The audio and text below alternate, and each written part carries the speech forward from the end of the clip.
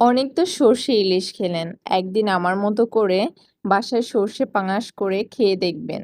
অনেক ইয়াম্মি এবং মজা লাগবে। আমি কিন্তু 10 মিনিটে রান্নাটা কমপ্লিট করেছি। আমি সর্ষেটাকে সুন্দরভাবে বেটে একটা প্যানে তেল গরম করে সর্ষেটা দিয়ে দিব, আর এটা হালকা আছে আপনি ভেজে ভেজে রান্না করতে হবে।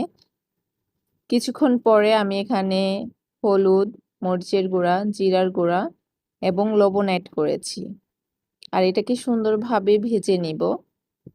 জালটা কিন্তু বাড়িয়ে না, মিডিয়াম আছে এটাকে রান্না করতে হবে যাতে মশলাটা পুড়ে না যায়। আমার মশলাটা কষানো শেষ, এই পর্যায়ে আমি পানি অ্যাড করে দিব।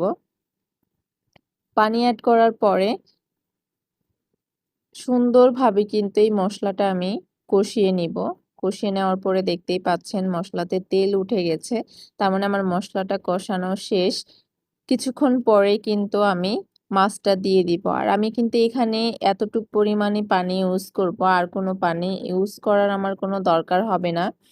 আমি এখানে নিয়েছি একটা মাথা, 2 টুকরা করা ছিল, আর একটা লেজ, আর পরিমাণ মতো আপনার তেল ছিল।